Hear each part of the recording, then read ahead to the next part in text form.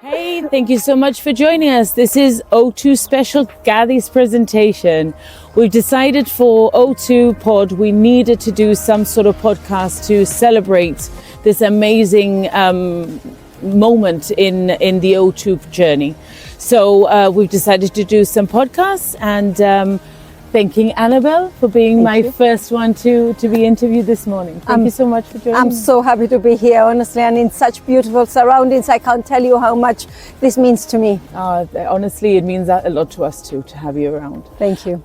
When we thought about doing the podcast, we said, right, this is the place for Annabelle. Absolutely, my This goodness. is the place for Annabelle. I mean, for those who can't see in the back, we have a gorgeous allotment filled with natural vegetables, homemade stuff, and it's just Beautiful. It's just something that I think Annabelle is always been a keen, a fighter for, to be honest. Yes, absolutely. This is what my dream, one of my first dreams was when I decided to be the chair for the Gibraltar Horticulture, is trying to obtain a piece of land so we could have community gardens. This is a fine example of a community garden that the public can come in, spend some time, they have talks, and people can come and learn a little bit more about sustainable living and growing your own. So very important point in the world that we're living in and how we have to look to the future.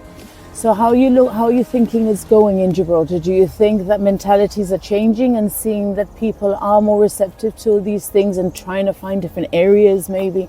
We have a limited space. Yes. We have to Yes. accept that. Yes. I mean, this area, Bahía de Cadiz, it's absolutely gorgeous, but you can see the openness, there's kilometers of areas. But there are places that we can do this, right?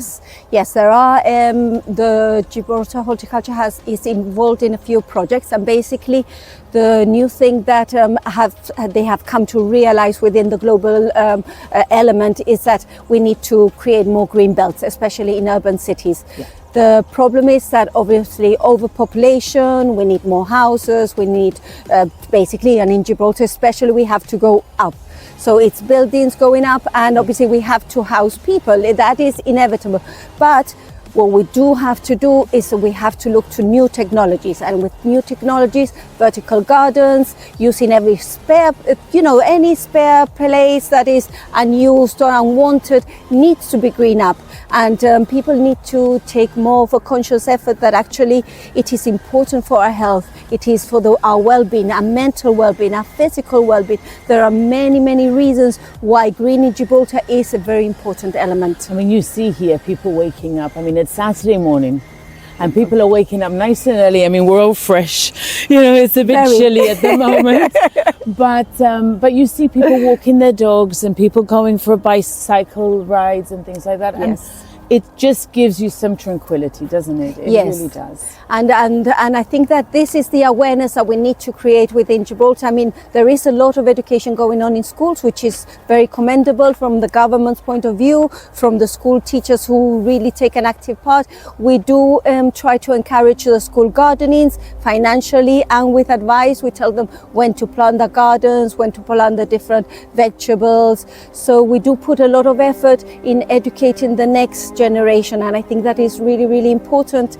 But obviously adults are just as important, because some people have been born just in that little city. They don't know much about why it is important that we change our habits and we change how we go towards the future. Yeah, I mean, it is all about planning and it's all about education. Yes. At the end of the day. And I think you're doing, I know you're doing an amazing job, Annabelle, and honestly, it's a very Thank big you. well done. So what plans do you see for the future? You said you've got a few plans upcoming?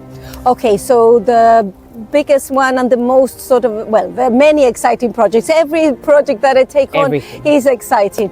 But the urban forest is a very important thing, because basically what we do is we create mini capsules of mini ecosystems. Right. So basically it's not a manicured garden, so it's not lawns or anything like that. It's actually forest in very small places, and you create what is normal in nature, and those provide a lot of cleaning of our air.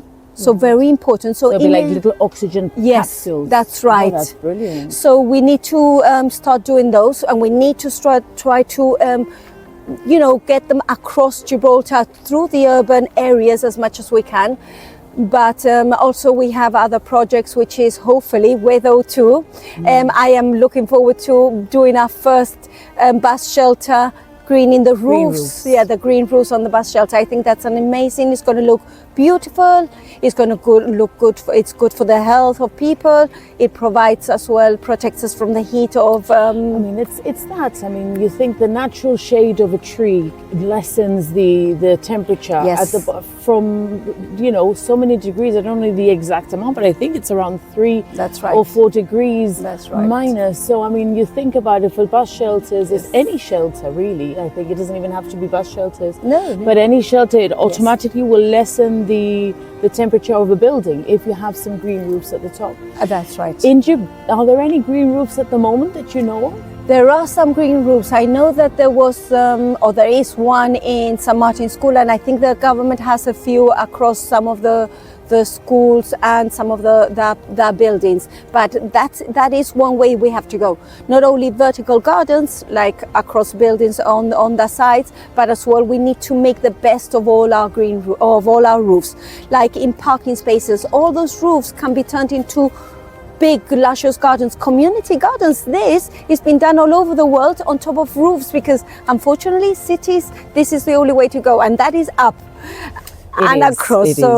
Hi, morning. Morning. It's amazing. It is amazing. Honestly, I think it is. I mean, and to be honest, why not? You've got a rooftop. What are you going to use the rooftop for? Why not purify the air? Yes. Help. Is there any particular sort of herbs or trees or anything else that is particularly used in urban areas to clean up the air a bit more, or is it any? Well, all trees will take a certain amount of carbon from the metals from the air, and there are special house plants that are better for purifying the house inside. So I always advise people, do have house plants. I know some people think, oh, they're going to die, whatever. Learn which one is easy to look after and have plants in your house, because it will actually take in a lot of the pollution from inside that is coming from outside into your home, and you can purify your homes as well.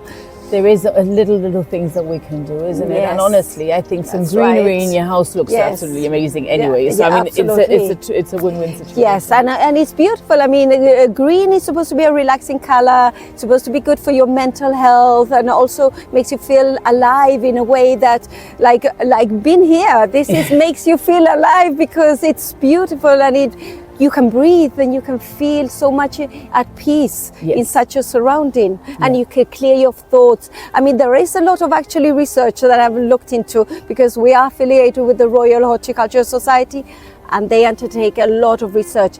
And there is a lot of proof that actually, if you've had a very stressful day in the office, which it happens, but you go for a walk 5-10 minutes in a garden, and that will help to reset your whole body and mind. It does. I mean, we're now actually, we did an interview not long ago for the Med Steps Challenge.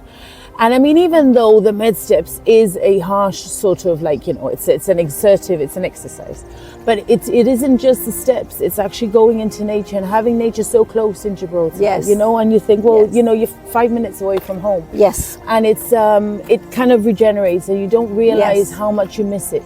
Yes. And this is pretty much what OTWO's always been about. You know, it's like, come back to nature, fall in love with it, and then learn how to preserve it. Absolutely. And that's all that we've been trying to do all the time. Yes. So, thank you so much for joining me. Thank you so much, Vanessa. I mean, we can be here all day talking. I could be all day looking at this place. I kind of want to start working here, to be honest. know, you just want to get your hands and dig in there and start taking crops off. There's nothing more satisfying. Nothing. I mean, when you see a child in a school gardening, actually the joy that children get from actually growing their own tomatoes or getting the first peppers ever.